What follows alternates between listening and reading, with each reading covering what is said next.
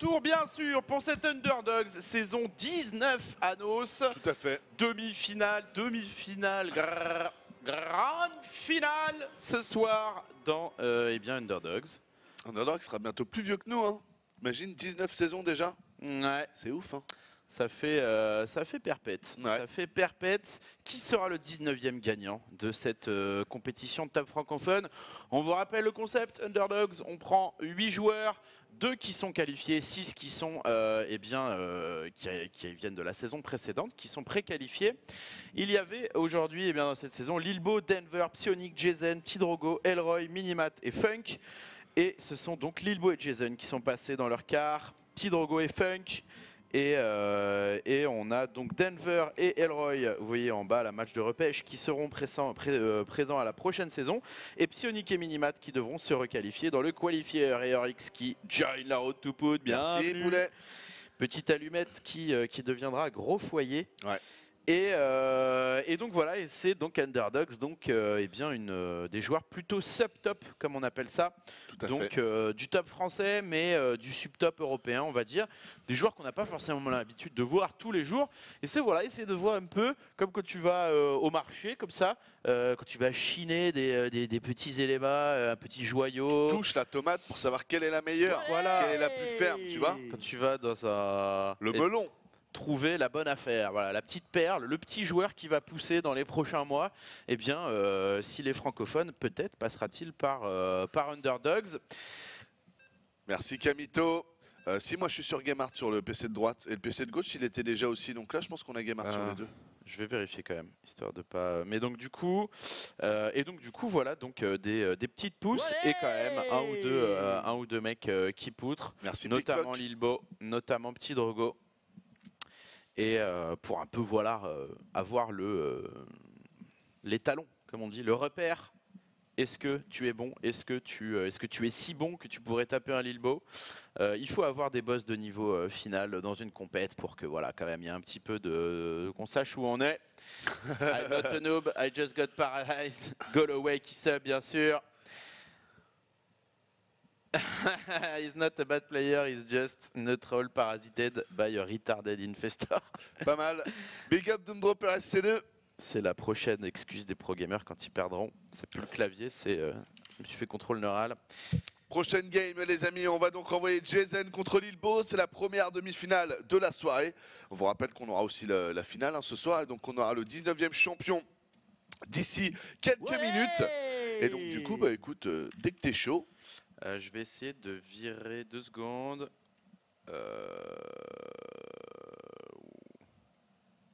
C'est ça. Où est-ce qu'il est? Mais image name plutôt, comme ça tu vas directement à F et tu vois s'il est là ou pas. Ah, ça doit être peut-être LOL Recorder, c'est quoi ça? LOL Recorder. And process. Reclique, je sens qu'on est bon. Hein. Ah non. Petit réglage technique, application.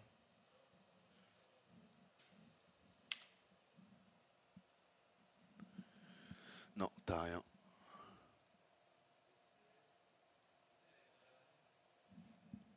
Clique ici. Vire LOL quand même, dans le doute. C'est quoi ça, notification? Vire ça là, c'est quoi ça? Overwolf? Ouais, c'était peut-être ça, hein. C'était quoi ça, Overwolf? Ouais, c'était ça, c'est bon, Okay, c'est bon, regarde Alette. On est ready to roll, ready to poutre bien sûr. On va faire l'enchaînement Matine TF1, papy. 3, 2, t'es genre, t'imagines s'il faisait ça sur TF1, comment serait la loose? 1, Ignition. Okay. Magnifique. Quel talent. Oh là là. Et direct. Oh, ça part dégueulasse pour Lilbo. Lilbo qui est là. En bas à gauche de la map, ouais, Lilbo, vous le voyez, en Protoss rouge qui vient de faire partir une probe. Souvent, ça c'est pour partir sur de la ressource fromagère, hein. Souvent un Jason, collecteur qui part si tôt. Jason pour la team Punchline, mais donc du coup team Punchline qui a 10 bandes, donc il doit être centime Jason. Il est centime. Et Lilbo direct qui dit ah ouais, toi t'es le petit Jason, c'est ça, l'homme qui utilise plus vite que son nom. Eh bien regarde ce que je peux faire. Moi aussi, Lilbo qui ne va pas décidément se laisser cheeser sans réagir. Et Lilbo qui a, voilà, qui a l'habitude de se faire cheeser en underdogs. Hein. Étant donné que c'est un peu le padré, l'homme à abattre. Ouais. Le mafieux. Le mec qui vaut les points. En tout cas, tu sais que bon, si tu le rencontres, ça va être tendu. Et donc du coup, il s'est fait cheeser un nombre incalculable de fois. Il s'est même fait sortir une fois de la compète. Et du coup, là, il se dit, ok, bon, maintenant, moi aussi, je peux faire des cheese. Vous n'êtes pas les seuls, les cocos. Et ça va partir sur une gate, peut-être une deuxième. Et Jason, va-t-il le voir? Va-t-il scouter même?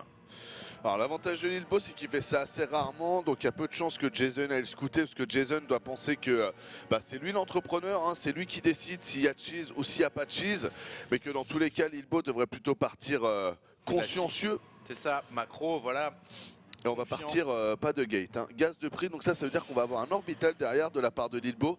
Donc si je ne dis pas de bêtises, c'est Zealot, Stalker dans ce genre de cas de figure. Et donc du coup c'est vraiment avec l'arrivée de votre Stalker que vous commencez à avoir le comment dire, le moment où vous pouvez prendre l'ascendant. Ah bah alors ça c'est mauvais. Vu. Mais à ce stade-là, vous savez, bon, Sips, ça va permettre à Jason de payer son premier Zealot. Donc non, c'est quand même un très bon scout. Tu sais que s'il fout un pylône là et un pylône là, il y a moyen que le Zealot il puisse plus sortir. Hein. Mais bon. C'est vrai ça. Petit trick que j'offre à Lilbo comme ça. Quoique non, il doit pouvoir le faire sortir par le haut, non?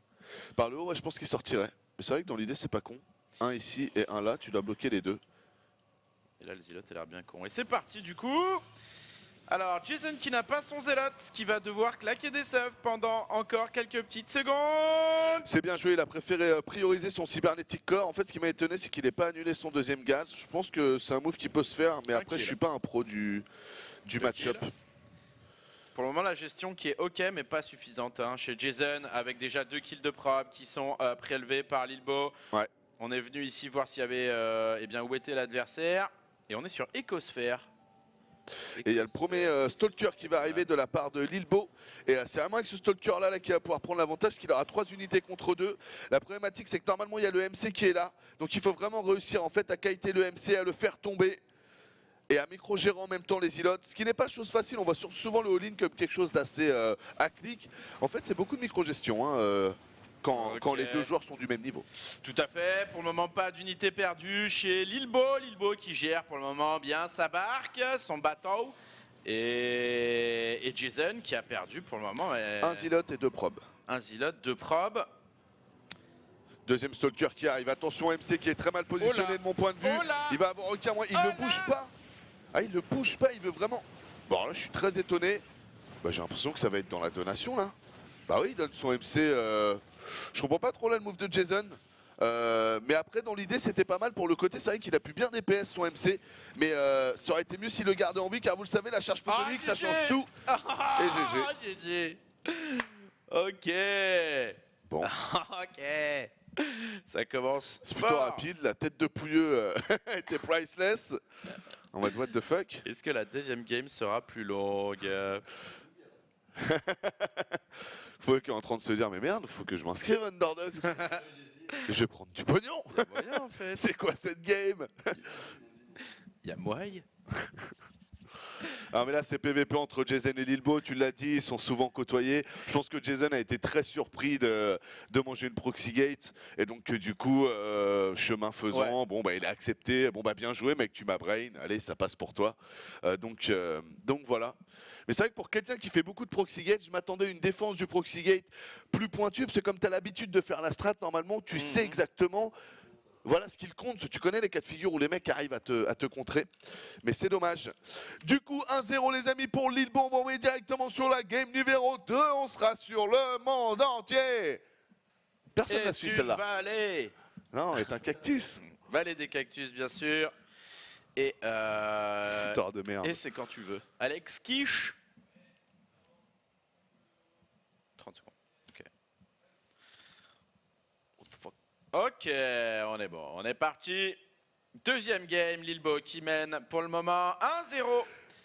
C'était cross position only, demande Jason sur la map précédente qui est une nouvelle map donc. Et là on va jouer sur Vallée des Cactus que vous connaissez bien. Avec Lilbo en bas à gauche de la map. Coucou poulet. De la team Millennium. Et en haut, Jason. le David de ce match, David contre Goliath. Ouais. Je sais pas, j'ai jamais joué la map. Ouais, mais ça c'est un point. Ça c'était un point négatif pour Jason malheureusement. Celui qui connaît mieux la map a un avantage. Alors, c'est parti les amis. Premier pylône qui a été posé par les deux joueurs. On a un Wallet, j'ai l'impression aussi, qui est passé discrètement dans l'oreillette. Tout à fait. Et du coup, ça va jouer plus classique pour le moment. Et on est déjà à 1981 abonnés. Ouais. Putain, plus qu'un abonné, c'est ma date de naissance. 82, ça c'était un bon cru. Hein. Non, franchement, si on se comparait au 20, sachez que 82 quand même. T'es une demoiselle, t'es un mec, tu rencontres un mec de 82 qui te plaît, sache que c'est du bon cru. Comment Skoda.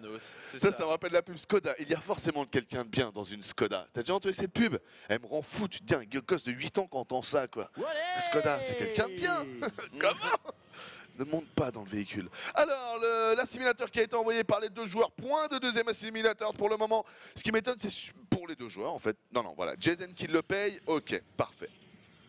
Et on vient scouter directement pour Lilbo dans la bonne direction. Et Jason, lui, qui vérifie maintenant. Hein. Il vérifie. Ok, en termes de filouterie, qu'est-ce qui se passe? Tu sais que j'aime bien son truc là de poser. C'est son deuxième pylône qui pose ici? Tout à fait. J'aime bien ce truc. Ouais, c'est vachement fourbe. Le mec, quand il scout, il peut avoir peur du pylône. C'est bien joué. Ça lui donne de la vision si jamais il y a un proxy gate ou quoi que ce soit. Là aussi, c'est bien joué. Je trouve vraiment que le positionnement de ce pylône est vachement bien pensé de la part de Jason. On va voir d'ailleurs là comment va réagir Lilbo. Lilbo voit qu'il manque un pylône. Est-ce qu'il va penser à aller vérifier le slot de la game précédente ou pas? Ouais, carrément, là, pour le moment, il est en recherche. Il vérifie. Non. Toujours pas.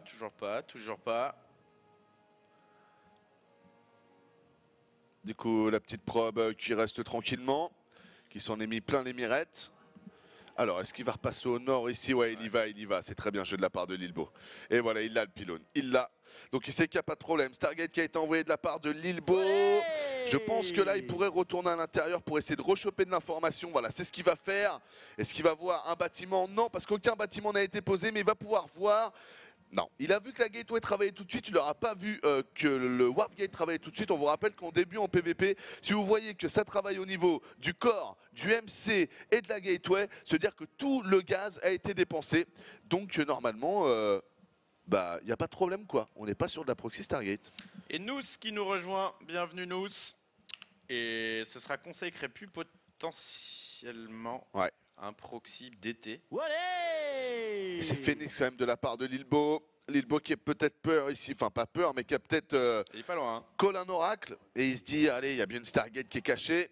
Ok, le Mothership Core de Jason qui ne va pas faire de dégâts, qui est attendu, qui est complètement attendu. La petite probe là qui n'a, je crois pas, été vue par celle de Lilbo. Et qu'est-ce qu'on fait? Qu'est-ce qu'on vient scouter ici? Ce sera Blink caché, et Blink caché pour Jason et Stargate pour le joueur de la team Millennium. Lilbo qui va progresser avec son premier Phoenix. Oh, qui va peut-être terminer ce Mothership Core. où il prend lourd. C'était pas loin, ouais. C'était vraiment pas loin. Deuxième Stalker qui va venir rejoindre, on rajoute les deux gates. Et que le Phoenix Lilbo va pouvoir aller prendre de l'information assez rapidement dans la base de l'adversaire. Voilà, là on peut dire que, bon on va vérifier quand même, on peut dire qu'il a vu les deux gates additionnels, voilà, là il a tout vu.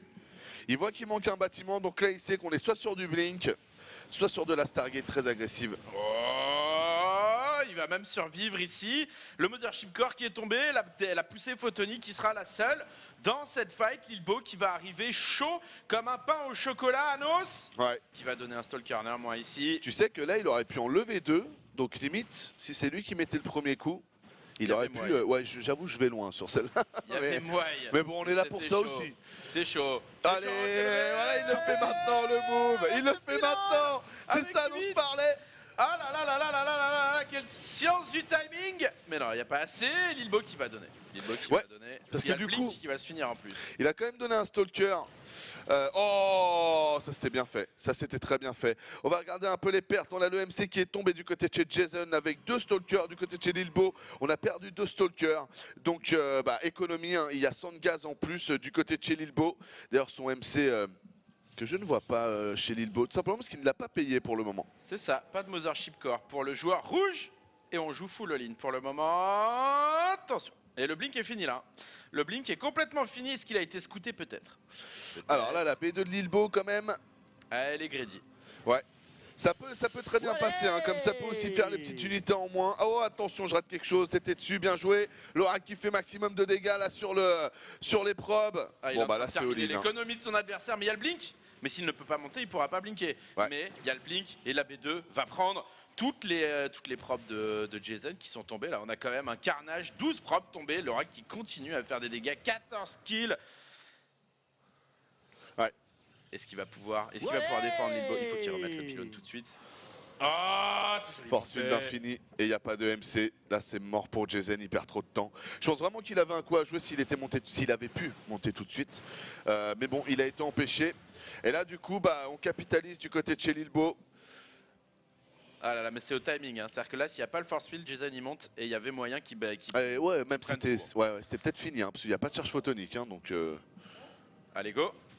Allez, il laisse y aller. Lilbo qui se dit que c'est bon. Ah, il a de l'armée quand même. Hein. Il n'y a plus de problème. Il a vraiment pas mal d'armée. Il a plus la vision. Il a plus la vision. Bah là c'est parfait. Ok, Mothership Core de Jason qui est là, qui va amener la vision finalement après qu'il y a tellement de minutes perdues devant cette choke.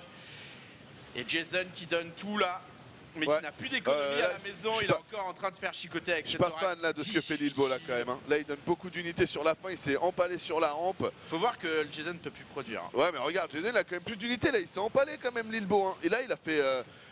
il y avait 4 stalkers, je pense que tout le monde a vu, qui ne tapaient pas, les 2 sentries bloquaient tout le monde. Et Jason qui au final commence à kiter. Alors il a tellement rien dans sa base que c'est quand même dur de le pronostiquer gagnant. Mais ouais, le Void, voilà, le Void ça qui va. Est là, qui va directement ambiancer l'alignement prismatique. Jason dans les cordes, Jason qui a 2 probes à la maison. Ouais, c'est fini là. Les probes qui sont sortis. Ah, il a eu le Void quand même bien joué. Bon, on sera à 4 stalkers pour 2, il peut en warper au moins 3. Donc non, c'est la fin des haricots. Ouais, c'est GG. Ouais, grosse game de Lilbo là quand même. Qui a complètement brain avec une strat aérien.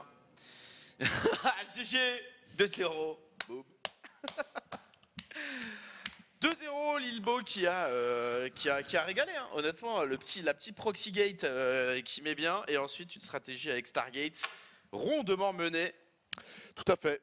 C'était rapide. Hein. C'était rapide ouais, pour Lilbo. 20 minutes de BO. Du coup on va faire une pause de 4 minutes. Voilà, parce qu'il n'y a eu que 20 minutes de game. Et que c'était très rapide, ouais.